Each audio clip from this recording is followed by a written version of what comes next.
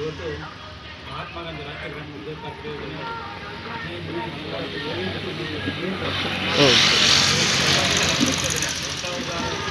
2025 ಸಾಲಿನಲ್ಲಿ ಏನು ಖರ್ಚು ವೆಚ್ಚಗಳಾಗಿದೆ ಅದನ್ನು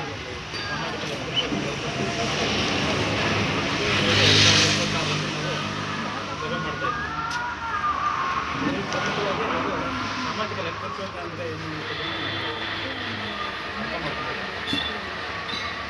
ಸುಮಾರು ವರ್ಷದಿಂದ ನಾವು ಸಾಮಾಜಿಕ ಲೆಕ್ಕಪತ್ರವನ್ನು ಮಾಡ್ತಾ ಬಂದಿದ್ದೀವಿ. ಇದರ ಉದ್ದೇಶ ಏನಂದರೆ ಸರ್ಕಾರ ಒಂದು ಯಾವುದೇ ಯೋಜನೆ ಅನುಷ್ಠಾನ ಮಾಡುವಂಥ ಸಂದರ್ಭದಲ್ಲಿ ಅದರ ಒಂದು ಸಾಧಕ ಬಾಧಕಗಳನ್ನು ಒಂದು ಅರ್ಥೈಸುವಂಥ ನಮ್ಮದು ವಿಧಾನದಿಂದ ಅದು ಸಾರ್ವಜನಿಕರಿಗೆ ಹೆಚ್ಚು ಅರಿವು ಮೂಡಿಸುವಂಥ ಉದ್ದೇಶದಿಂದ ಮತ್ತು ಸರ್ಕಾರಕ್ಕೆ ಏನು ತಳಹಂತದಲ್ಲಿ ಏನು ಅನುಷ್ಠಾನ ಆಗ್ತಾ ಇದೆ ಯೋಜನೆಗಳು ಅದರ ಒಂದು ಯಾವ ಥರ ಅನುಷ್ಠಾನ ಆಗ್ತಾ ಇದೆ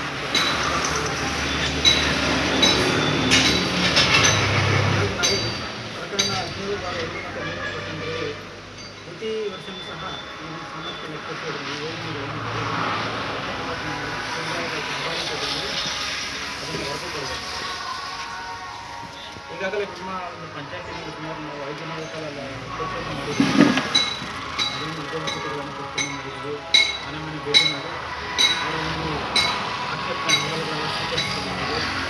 ಮತ್ತು ಕಾಂಗ್ರೆಸ್ಗಳನ್ನು ಪರಿಶೀಲನೆ ಮಾಡಿ ಅದರ ಒಂದು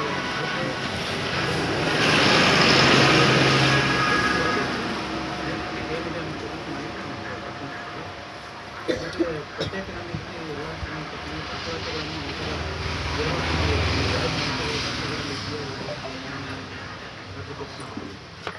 ಒಟ್ಟಾರೆ 100 ಪ್ರಕ್ರಿಯೆಗಳನ್ನು ಏನು ಈ ಒಂದು ಯೋಜನೆಯಲ್ಲಿ ಸಾಮಾಜಿಕ ಲೆಕ್ಕಪತ್ರದಲ್ಲಿ ನಾವು ಗಮನಿಸಬೇಕಾಗಿರೋ ಅಂಶಗಳು ಅಂದರೆ 4 ಅಂಶಗಳನ್ನು ಗಮನದಲ್ಲಿ ಇಟ್ಕೊಂಡು ಸರ್ಕಾರ ರಚನೆ ಮಾಡಬೇಕು.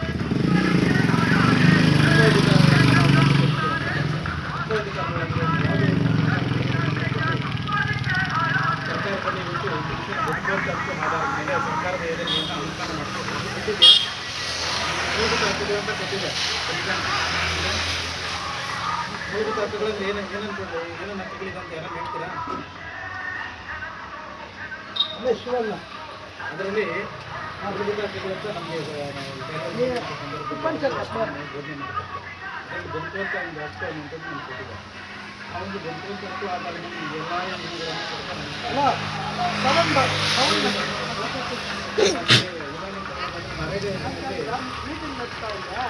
ಹಕ್ಕುಗಳನ್ನು ಕೂಲಿ ಕಾರ್ಮಿಕರು ಕೊಟ್ಟಿದ್ದಾರೆ. ಅಂದರೆ ಕೆಲಸ ಮಾಡುವಂಥ ಕೂಲಿ ಕಾರ್ಮಿಕರಿಗೆ ಒಂದು ಕುಡಿಯುವ ನೀರಿನ ವ್ಯವಸ್ಥೆ, ಬೆರಳಿನ ವ್ಯವಸ್ಥೆ, ಪ್ರಾಥಮಿಕ ಚಿಕಿತ್ಸಾ ಒಂದು ವ್ಯವಸ್ಥೆ, ಅಂಗವೈಕಲ್ಯ ಅಥವಾ ಮರಣ ಹೊಂದಿರುವ ಸಂದರ್ಭಗಳಲ್ಲಿ ಅವರಿಗೆ ಪರಿಹಾರ ಕೊಡುವಂಥದ್ದು, ಮತ್ತು ಅವರಿಗೆ ಅದು ಏನು ಮಕ್ಕಳು ಮಹಿಳೆಯರು ಏನಿದ್ದಾರೆ ಅವರಿಗೆ ಗಂಡ್ಮಕ್ಳಿದ್ದಂಥ ಸಂದರ್ಭದಲ್ಲಿ ಅವ್ರನ್ನ ನೋಡ್ಕೊಳ್ಳೋದಕ್ಕೆ ಶಿಶುಪಾಲನಾ ವ್ಯವಸ್ಥೆ, ಮತ್ತು ವಿಶೇಷ ಬಣ್ಣದ ಚೀಟಿಯನ್ನು ಕೆಲವರಿಗೆ ಕೊಟ್ಟಿರ್ತಾರೆ. ಅಂದರೆ ವಯಸ್ಸಾದಂಥವ್ರಿಗೆ, ಅಂಗವೈಕಲ್ಯ ಇರುವಂಥವ್ರಿಗೆ ಈ ಒಂದು ಬಾಂಡೆಡ್ ಲೇಬರ್ಸ್ ಅಂತ ಕರೀತಾರೆ. ಅಂದರೆ ಊಟ ಕುಟುಂಬಗಳು ಏನಿರ್ತಾರೆ ಅವರನ್ನು ಗಮನದಲ್ಲಿಟ್ಕೊಂಡು ವಿಶೇಷ ಬಣ್ಣದ ಚೀಟಿಗಳನ್ನು ಅವರಿಗೆ ಕೊಟ್ಟು ಅವ್ರಿಗೆ ರಿಯಾಯಿತಿ ಕೊಡ್ತಾರೆ. ಅದು ಸಿಕ್ಕಿದೆ ಇರುವಂಥದ್ದನ್ನು ಸಾಮಾನ್ಯ ಕೊಟ್ಟು ನಾವು ಸಾಧ್ಯಪಡ್ತೀವಿ. ಇದು ಮತ್ತು ಇದೊಂದು ಅಕೌಂಟಬಿಲಿಟಿ ಮತ್ತು ಟ್ರಾನ್ಸ್ಪರೆನ್ಸಿ. ಟೋಟಲ್ ಆಗಿತ್ತು ನಾವು ಜಾಸ್ತಿ ಗಮನಿಸಬೇಕಾಗಿರೋದು, ಮುಖ್ಯವಾಗಿ ಫೋಕಸ್ ಮಾಡಬೇಕಾಗಿರುವಂಥದ್ದು ಅಕೌಂಟಬಿಲಿಟಿ ಮತ್ತು ಟ್ರಾನ್ಸ್ಪರೆನ್ಸಿ. ಯಾವುದೇ ಯೋಜನೆ ಯಾಕೆ ಇದು ಬೇಕಾಗಿದೆ? ಅಕೌಂಟಬಿಲಿಟಿ ಮತ್ತು ಟ್ರಾನ್ಸ್ಪರೆನ್ಸಿ. ಇವತ್ತು ನಾವು ಸರ್ಕಾರದ ಯೋಜನೆಗಳ ಅನುಷ್ಠಾನ ಮಾಡುವಂಥ ಸಂದರ್ಭದಲ್ಲಿ ಆ ಯೋಜನೆಗಳು ಬಳಸ್ತಾ ಇರುವಂಥ ಅನುದಾನ ಏನಿದೆ ಇದು ನಮ್ಮ ಒಂದು ದುಡ್ಡಾಗಿತ್ತು. ದುಡ್ಡಲ್ವಾ? ಟ್ಯಾಕ್ಸ್ ದುಡ್ಡನ್ನು ಮತ್ತೆ ಮತ್ತೆ ಕೊಡ್ತಾ ಇದ್ದಾರೆ. ಸರ್ಕಾರ ಏನಾದರೂ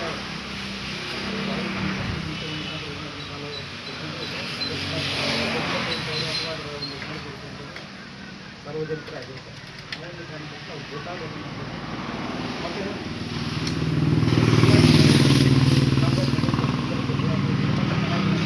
ಸಾರ್ವಜನಿಕರ ಪ್ರಶ್ನೆ ಮಾಡಬೇಕು. ಯಾಕಂದರೆ ಮುಂದೆ ಅಲ್ವಾ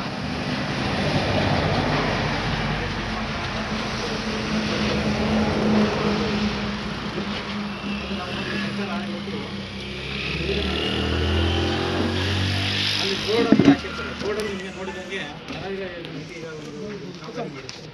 ಆ ಕಾಮಗಾರಿಗೆ ಸಂಬಂಧಪಟ್ಟ ಪೂರ್ತಿ ಮಾಹಿತಿ ಇರ್ತದೆ. ನಾಮಫಲಕದಲ್ಲಿ ಲೋಗೋ ಮತ್ತು ಕಾಮಗಾರಿ ಹೆಸರು, ಯಾವ ಸ್ಥಳದಲ್ಲಿ ಕಾಮಗಾರಿ ಮಾಡ್ತಾ ಇದ್ದಾರೆ, NMR ಅಮೌಂಟ್ ಏನು, ಸಾಮಗ್ರಿ ಹಣ ಅಮೌಂಟ್, ಮತ್ತು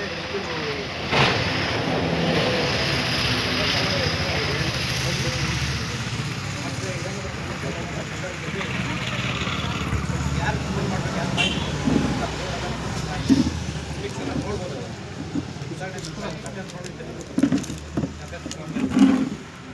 ಇದು ಪೋರ್ಟಬಿಲಿಟಿ ಮತ್ತು ಟ್ರಾನ್ಸ್ಪರೆನ್ಸಿ ಮತ್ತು ಕಡತಗಳು ಗೊತ್ತಾಗ್ತದೆ. ಯಾರು ಕೆಲಸ ಮಾಡಿದ್ದಾರೆ, ಯಾರು ಕೆಲಸ ಮಾಡಿದ್ದಾರೆ,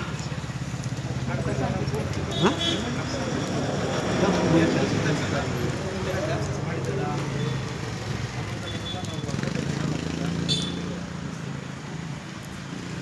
ಮತ್ತು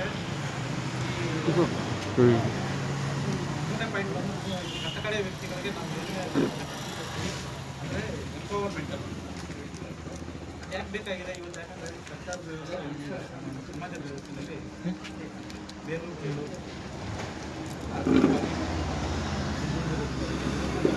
ಸರ್ಕಾರ ಏನು ಮಾಡಿದೆ ಅಂದರೆ ಅಂಥ ವಿಶೇಷ ಜನರನ್ನು ಗುರುತಿಸಿ ಯೋಜನೆ ಕೊಡಬೇಕು. ನಾನು ಹೇಳಿದ್ನಲ್ಲ ಅವ್ರಿಗೆ ವಿಶೇಷ ಪುನರ್ವಸತಿ ಅವ್ರಿಗೆ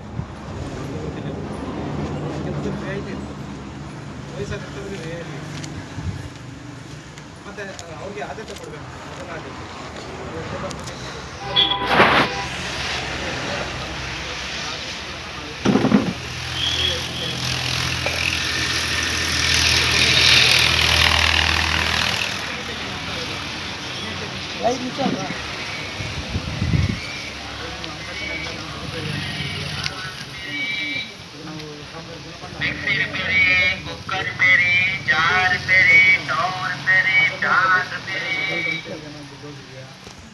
ಸರ್ಕಾರಿ ನೌಕರಿಯಲ್ಲಿರುವಂಥವ್ರು ಅಥವಾ ಖಾಸಗಿ ವಲಯಗಳಲ್ಲಿ ಬೇರೆ ಕಡೆ ಕೆಲಸ ಮಾಡ್ತಿರ್ತಾರೆ. ಆ ವ್ಯಕ್ತಿಗಳಿಗೆ ಏನಾದರೂ ಹಣ ಹೋಗಿದೆಯಾ? ಅನರ್ಹ ವ್ಯಕ್ತಿಗಳಿಗೆ ಏನಾದರೂ ದುಡ್ಡು ಅವ್ರಿಗೆ ಏನು ಪಾವತಿ ಆಗಿದೆ ಅನ್ನೋದನ್ನು ನಾವು ಇದನ್ನೆಲ್ಲ ಪರಿಶೀಲನೆ ಮಾಡಿ ವರದಿ ಮಾಡ್ತೀವಿ.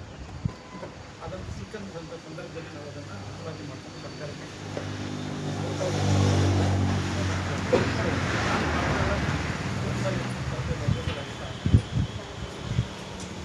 ಇಷ್ಟು ಪ್ರಕ್ರಿಯೆಗಳಿರ್ತದೆ.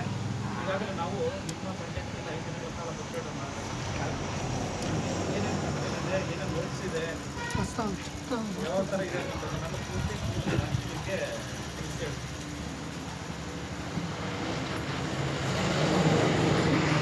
ಏನೇನು ಮುಗಿಸಾಗಿದೆ, ಏನಾದರೂ ಆಕ್ಷೇಪಣೆಗಳು ನಿಮ್ಮ ಕಡೆ ಏನಂತಿದ್ರೆ ಕೊನೆಯಲ್ಲಿ ಅದನ್ನು ಸಭೆಯಲ್ಲಿ ಹೇಳೋಣ. ಮೊದಲ ಹಂತದಲ್ಲಿ